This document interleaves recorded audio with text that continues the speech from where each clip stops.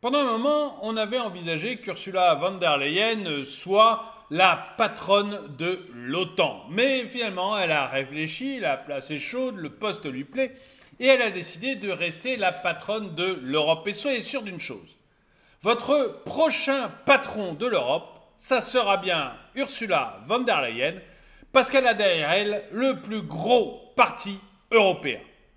Bonjour et bienvenue dans cette nouvelle vidéo de DME en direct. Comme toujours, si vous n'êtes pas abonné, eh bien, je vous suggère de le faire et de cliquer sur la cloche pour être prévenu lorsque je sors une nouvelle vidéo. Et sur la boutique DME, alors sur la boutique DME, vous trouvez des polos comme celui-ci, des mugs comme celui-là, des sweatshirts, des t-shirts, des casquettes, des magnets, des autocollants, il y a même des bavoirs pour bébé. Bref, vous trouvez plein de produits dont je suis en fait hyper fier parce que j'ai que des retours positifs, donc il y a plein de produits.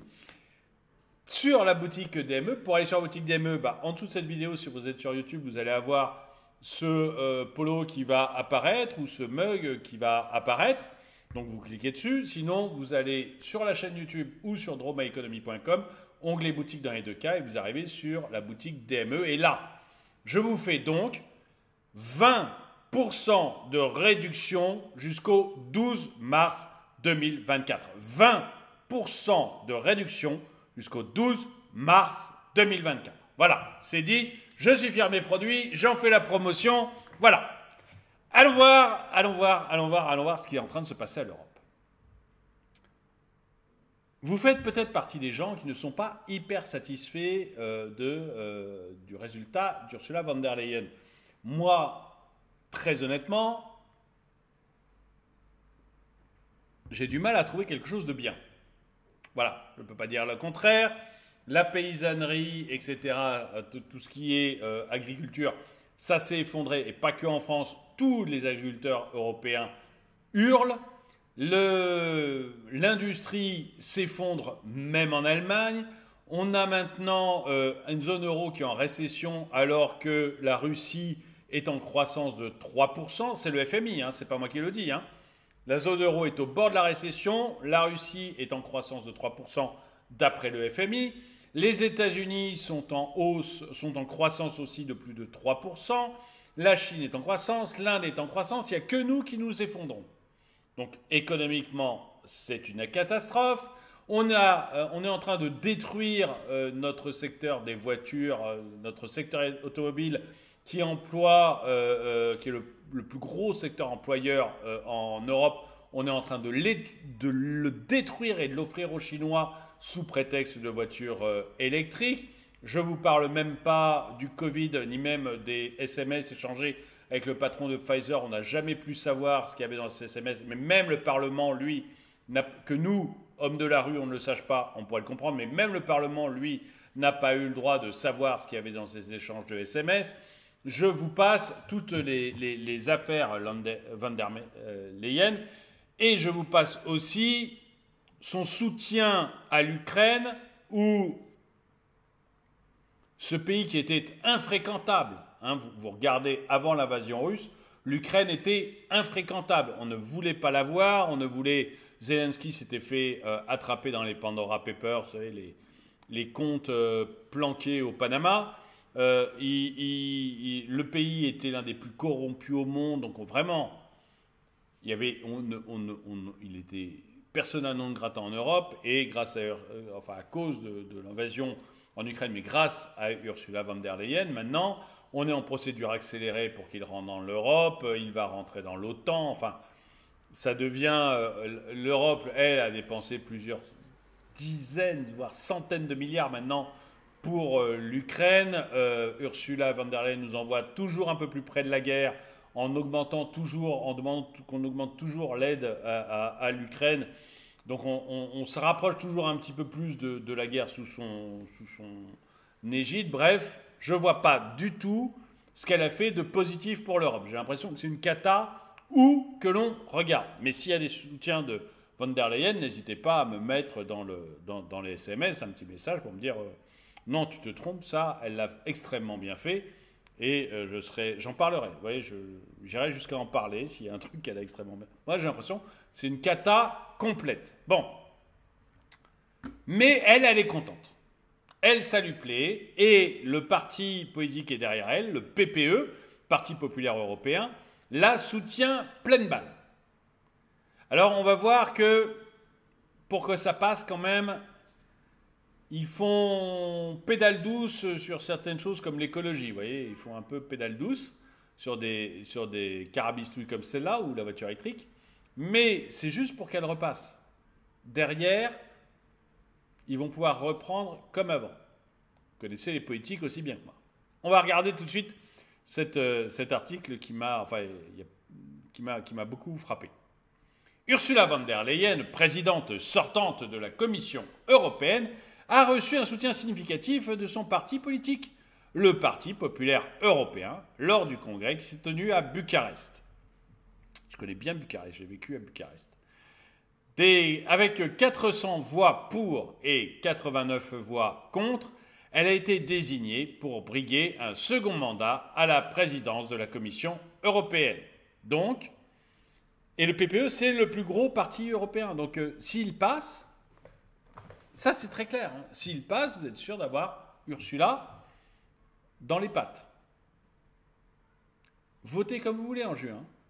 Si le PPE passe, vous aurez Ursula dans les pattes. C'est tout. S'il ne passe pas, vous aurez aussi de bonnes chances d'avoir Ursula parce que c'est les chefs d'État et de gouvernement qui la nomment et c'est juste ratifié par le Parlement. Mais enfin, si elle a un Parlement hostile, on peut imaginer que les chefs d'État et de gouvernement ne la proposent pas. Là, on est sûr de se la reprendre. Donc elle a été désignée pour briguer un second mandat à la présidence du Conseil de la Commission européenne.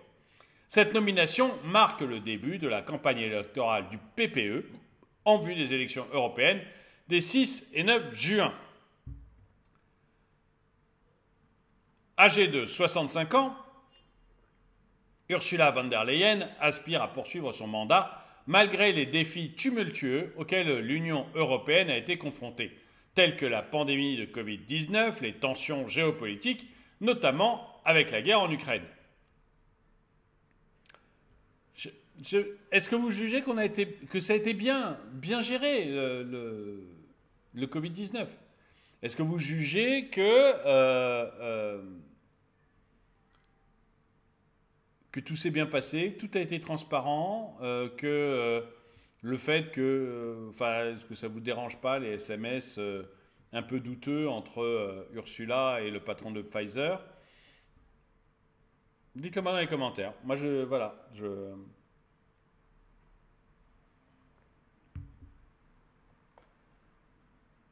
Dans son discours au Congrès, elle a souligné les menaces posées par les mouvements populistes, nationalistes et démagogiques, affirmant la détermination du PPE à défendre les valeurs européennes.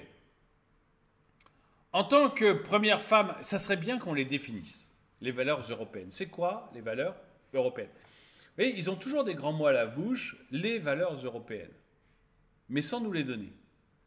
Ça serait bien de savoir si la façon dont ils voient les valeurs européennes, ce sont les mêmes que vous, que moi.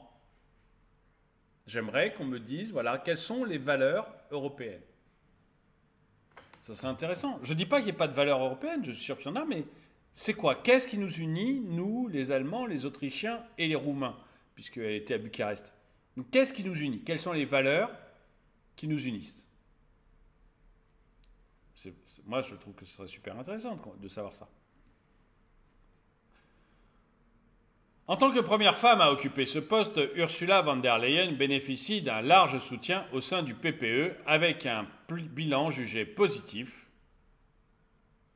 Voilà, pour le PPE, le bilan d'Ursula von der Leyen est positif, malgré des positions parfois controversées, notamment en matière de politique étrangère. Toutefois, des voix discordantes se font entendre, notamment en France, où certains critiquent sa gestion jugée technocratique, notamment en ce qui concerne les agriculteurs, et remettent en question le pacte vert, une initiative majeure de son mandat. C'est que le pacte vert, c'est tout le côté écologique, qui est en grande partie, je suis désolé de le dire, mais en grande partie responsable de la cata, et du caca aussi, mais de la cata industrielle de l'Europe actuellement. Face à cette opposition et à la montée des forces d'extrême droite, Ursula von der Leyen a récemment opéré un virage politique en atténuant ses positions sur les questions climatiques et en adoptant une approche plus restrictive en matière d'immigration. Alors, j'ai vu ni l'un ni l'autre. Donc ça doit être uniquement dans les paroles, parce que je n'ai pas vu d'approche restrictive en matière d'immigration. Je n'ai pas l'impression qu'il y ait moins de bateaux qui traversent la Méditerranée. Ce que j'ai compris, c'est que l'Italie allait accueillir 2 fois plus de migrants. Ce que j'ai compris, c'est que les pays qui n'accepteraient pas les migrants allaient être répartis par pays, et les pays qui n'accepteraient pas de migrants paieraient 20 000 euros par migrant non accepté. Donc je ne vois pas l'approche restrictive en matière d'immigration. Si l'un d'entre vous connaît cette approche restrictive en matière d'immigration, qu'il me le dise, je ne le vois pas. Et l'atténuation des positions sur les questions climatiques, il y a 3 mois, elle parlait de mettre des masques aux vaches parce qu'elles rôtaient trop et que ces rôts dégradaient le climat. Donc, même chose, j'aimerais savoir en quoi... j'ai fait une vidéo dessus, donc vous pouvez la voir si vous ne me croyez pas, c'est du délire. Mais j'aimerais savoir en quoi elle a atténué ses positions sur la question climatique. Alors, tout ça, c'est peut-être de la parole, en fait. Peut-être qu'elle n'en parle plus autant ou elle l'a moins dit, mais des actes concrets, je n'en ai pas vu. Et là encore, si vous en avez vu, donnez-les-moi dans les commentaires, ça m'intéresse. Cette stratégie vise à élargir sa base de soutien en vue des élections et à contrer la montée de l'extrême droite. Et l'idée, en fait, c'est ça. C'est quand je me fais... Vous savez, je vais citer aucun président pour ne pas être désagréable, mais on est d'accord qu'en France, ça arrive régulièrement quand même, d'avoir des gens qui vous promettent des choses pendant les élections. Les gogos écoutent, se disent « Ah non, mais c'est bon, mais ça, il a changé d'avis, il a dit qu'il ne le ferait pas. » Ou « Ah non, mais ça, c'est bon, il a dit qu'il a... » Allez, je prends un truc au hasard, puisqu'on a parlé d'immigration.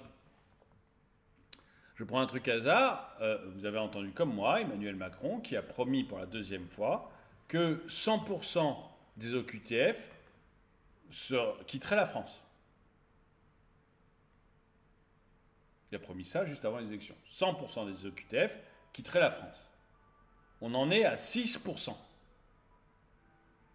6. Ça n'a pas augmenté d'un chouïa. En fait, à chaque fois, on vous promet des choses, mais c'est ce qu'est en train de dire l'article. On vous promet des choses, et puis derrière, une fois qu'ils sont élus, c'est bon, les gogos nous ont cru.